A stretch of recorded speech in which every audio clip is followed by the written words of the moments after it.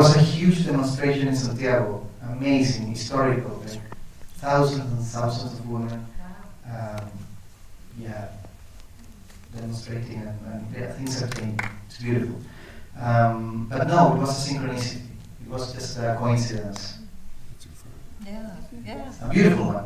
It is a beautiful one. That's awesome.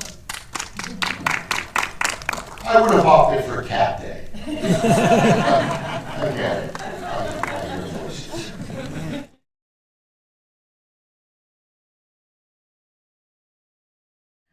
We are so very fortunate. I'm Claudia Puig, and we're so lucky to have the director of Gloria Bell, Sebastian Lelio.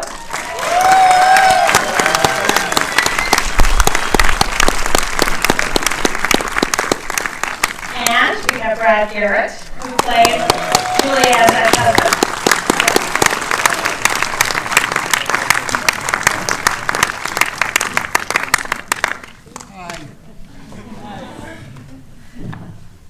This is it, huh? This is it. Yes. What an amazing movie you made. I Thank you. love this movie. I love the original, and you made a film. I've never seen a remake that I think I liked as much as the original. And so thank you. Thank you. And I know Brad and I were talking about that you saw the original. Yes. And how did it come about that you got involved? Well, I used to be Sebastian's stunt double for many years in Chile. And actually we met, and we just talked about the film and the character, and I got very, very lucky. I mean, to be, I didn't piss off the rest of the cast, did I? That I'm the only one here. Is there something I should know? So we had a nice talk, and we just, I think we hit it off, and I got lucky, and he gave me a great opportunity to be with this amazing group. Well, your film so beautifully honors the original. But it feels like it's a reimagining. It's not necessarily a remake, even though many of the shots are similar, the story is similar.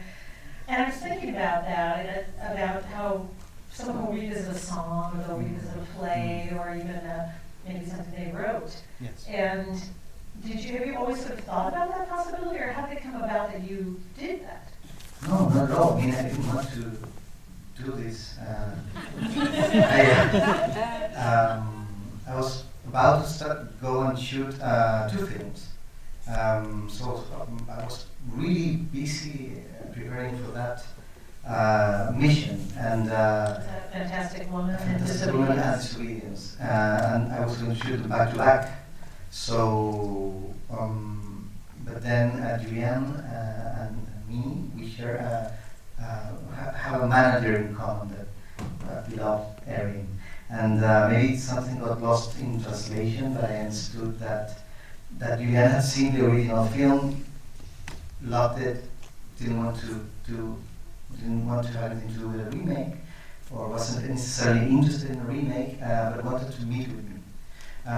So I was very honored, and I met her, and we talked for an hour. Well, she talked for an hour, and I listened in awe. And she was very generous, generously talking about the film with a deep understanding of the character and the story. And then towards the end of the film, I said, "Thank you. It's been an honor, and I totally get it if you don't want to do a remake." And she said, "No, I would only do it if you direct it." And then remember Amélie when she melts? I did something similar. And I channeled the following words, and I would only do it if you're in it. And I was like, what am I saying? What am I doing? Who remakes his own film? You do. But off I went to do my other films, and I had some time to think about this, and then I thought, well, who says that it cannot be done? Where's the book where that law is written, And so I had to overcome my own prejudices against the remake, and then I thought, of course, of playwrights and of musicians, and I took it as a as the cover of a song that is played again by a new great rock band with great interpreters, in a different culture, in a different moment or era. Speaking of music, this film actually, even though it's such a wonderful character study and such a fascinating portrait of a person, it is also kind of a musical. I mean, music is a really important part of the film. Yes. How did you kind of go about picking the songs that would be an important part? Carefully and taking care of the budget. It was really expensive. But yeah, I consider this film as it's a hidden musical. It's 2 or 3 minutes, a new song appears, and the characters or Gloria is either singing them or dancing to them, and somehow the emotion of those songs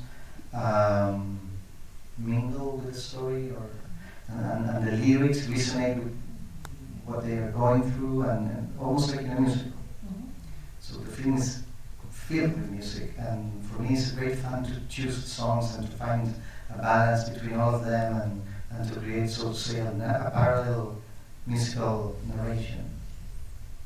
And this film has something that the first one didn't have, which is a score. On top of the songs, there is a score. So it has a lot of music. And the composer, Matthew Herbert, a great British musician, said that he was struggling trying to find the melody, the melodies that would, be part of the score. And he said, you know why? What? I think that Gloria, I think that I know where the music should come from. And I said, where? Where from? I think that Gloria has a disco ball in her heart. And that's where the music should come from. And I was like, great. Please go there and bring some music back. Luckily he did. Well, I thought with the original Paulina Garcia was so wonderful, and Julian is just as wonderful. She's pitch perfect. I think it's one of her best roles ever, and that's saying something because she's great at everything she does. And she had so much chemistry with both John Turturro and with you in that scene. What was it like working with her? Well, I've always had a crush on Julian more than I think like so many people, but I do have to tell you, it was very, very humbling, because as I sat, between in one scene between John and Julianne, I was like, I don't belong here. And it was like just so amazing to watch them connect and have that looseness. That's what's great. Sebastian is he's really an actor's director, where he lets things breathe, he tries things, he's open.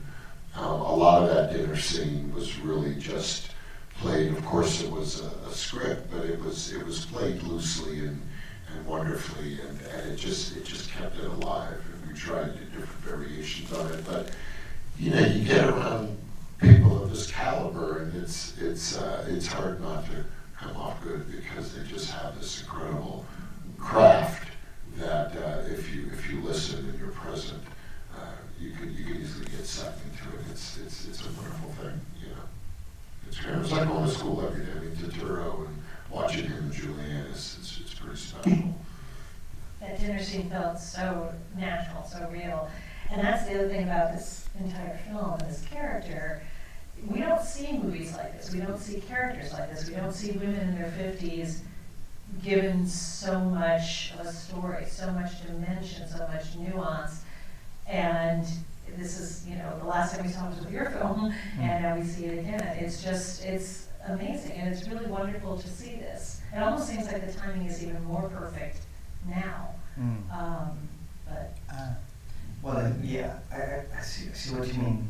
I think there was a period in American film history where this was more usual. The 70s. Pictures, Yeah, a woman under the influence, or even an unmarried woman. All those years where you could feel that those films were horizontally made. Yeah. The characters didn't feel like vehicles for ideas, but they felt like independent and vibrant and like people. And I say like people because this is the product of artifice. You know, you feel that they are real. And I was very pleased because I was reading today some article about the film, and it was titled, "Is Gloria Bell a real person?" And I was like, that's exactly the effect we want to create. The answer is, of course not, but we can all reflect on her, no? She feels like somebody we would know. Mm-hmm.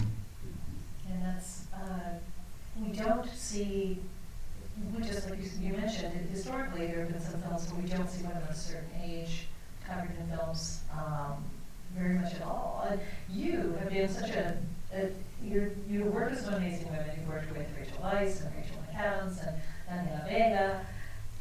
Do you particularly, I mean obviously you work well with men too, but do you particularly like to work with women? Because you're such a good director of women. I mean, it would be weird to say no because you can connect the dots looking backward. Yes. But I can, it's hard for me to intellectualize it. I mean, I would say that the third, you know, the other day I remember that the very first short film I made in film school, like not even short film, exercise, it was about 4 women. So maybe it's something that has always been there. I grew up surrounded by women, yeah. So and somehow Gloria, the original, the first one, comes from sitting down at the table with my mother and her friends and listening to her stories, you know, and drinking pisco sour and just like listening to them and having a great time because they managed to laugh at everything, but the stories were really, like to say the least, bittersweet, and I didn't know that was potentially movie material, you know. But after a few years, I realized that there was a movie there, there was a film there, so to say, a meter, or you don't work in operating meters here, a couple of steps away from me. I didn't need to go to, I don't know, Venus, you know, to find the story. Right, right. Well, that's where the best art comes from, is where they always tell you to write what you know. Right? So, did the film change in your mind, like when you adapted it for Julianne, because you had a different actor? Did you kind of, was the soul of it any different, or was there anything that felt different to you? Going back to the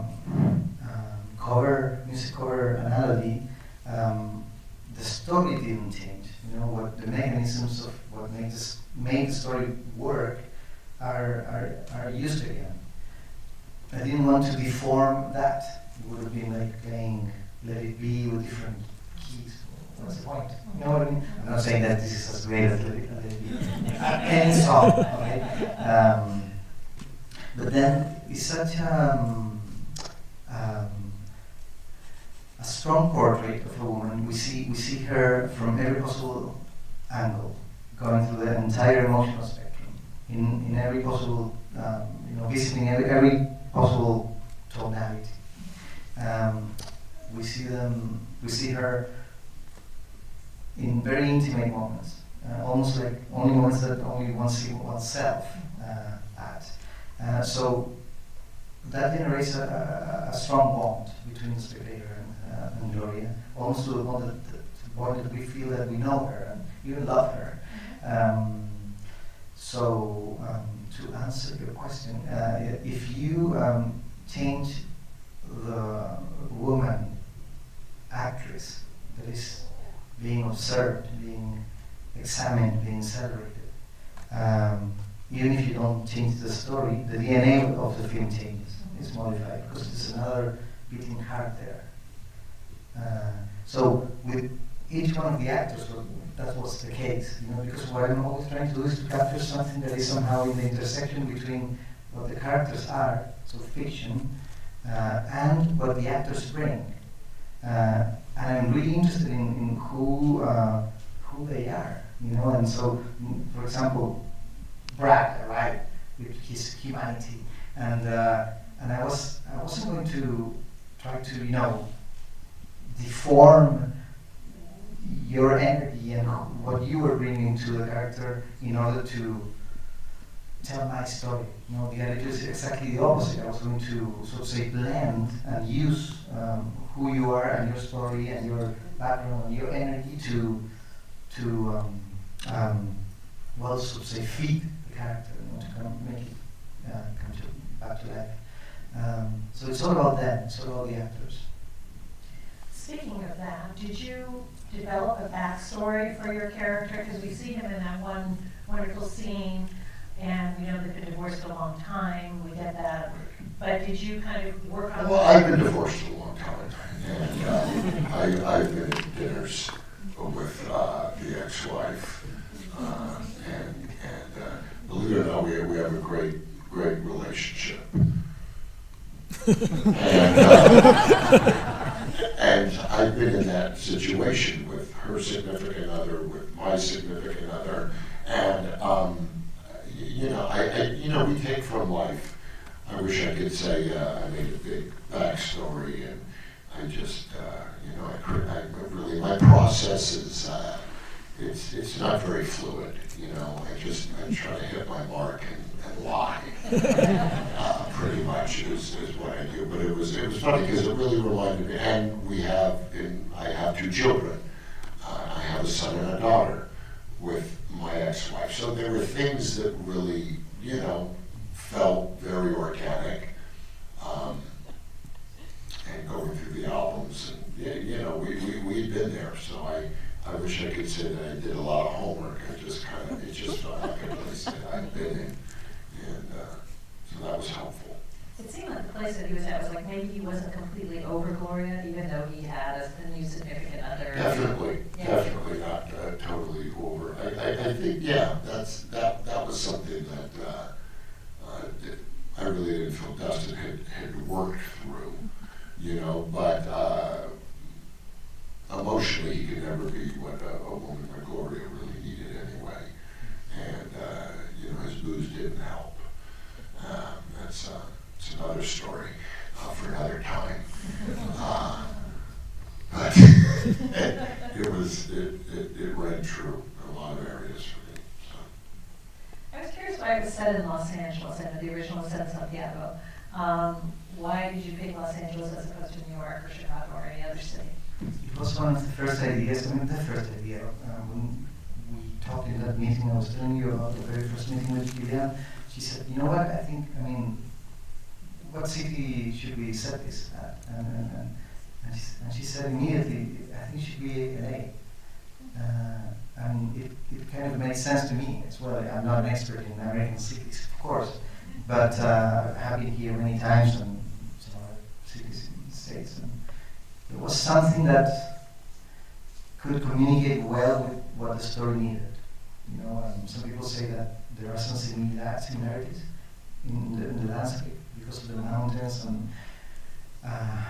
between LA and Santiago, that's kind of like superficial. I'm talking about something that is more, there's a certain messiness here that can relate well with the story, apart from the isolation and the hours spent driving.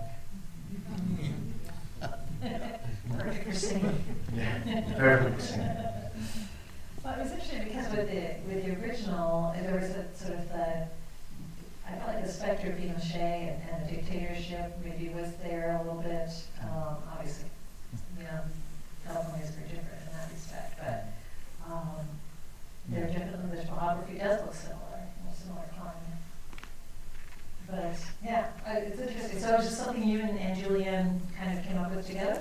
Yes, and then I came here before I had a few some time. So I came here and the person that helped me with the adaptation drove me around, Alice, and so it was good to see LA from that perspective and I realized that it could work. Yeah, that's what happened. Has Julianne mentioned me at all? In that meeting, it was like a sort of issue. It was LA and Oregon. Otherwise, it's not good. I think the audience may have a couple of questions, so I'm going to open it up. Yes, right here in the front row. Thank you both for being here. The cat, I think, is an interesting motif, especially with the biblical reference to Noah's Ark. I'm curious where the origin of that was. He was asking about the cat and the origin and maybe a biblical reference. A biblical reference. Oh, yes, yes, of course. The cat, yes. Well, almost all of the stories and anecdotes and moments that we can see in the film are coming from these conversations I was listening to, from my mother and her friends. And a very close friend of my mother used to be visited by this hairless cat. And she hated cats.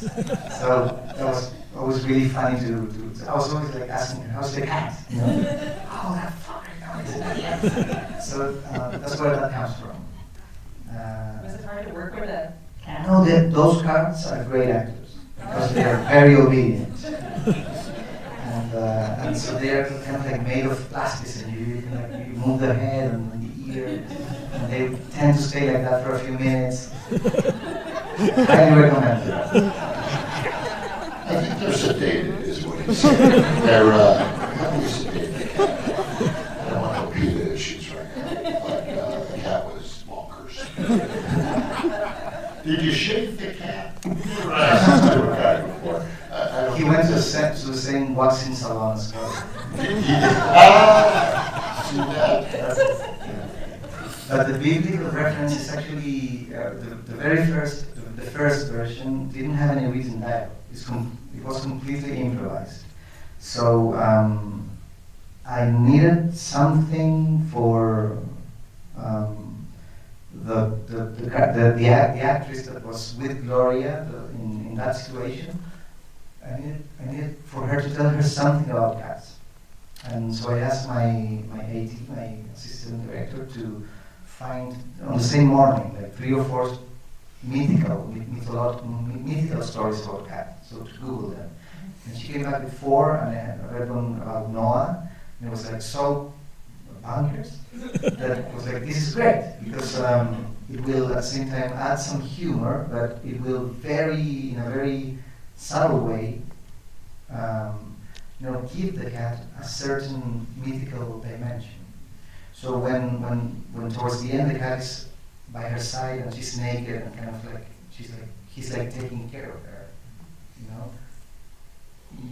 maybe we see more than just a cat. That's me theorizing. You see a sequel with a cat. Okay, we have time for one more. Yes. Yes. Mm-hmm. Sorry.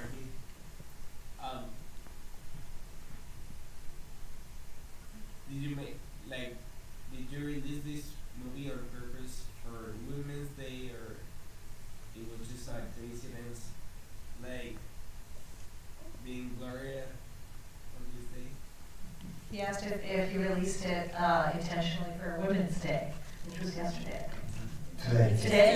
Today. Oh, sorry. Today, International Women's Day. And yeah, thank you, women. No, really. There was a huge demonstration in Santiago, amazing, historical, like thousands and thousands of women, demonstrating, and things are changing. It's beautiful. But no, it was a synchronicity. It was just a coincidence. Yeah. A beautiful one. It is a beautiful one. That's awesome. I would have opted for Cat Day. I get it. I hear voices. All right, on that note,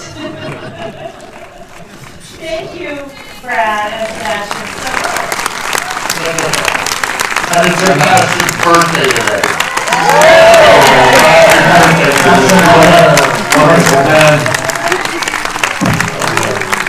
Thank you for being here.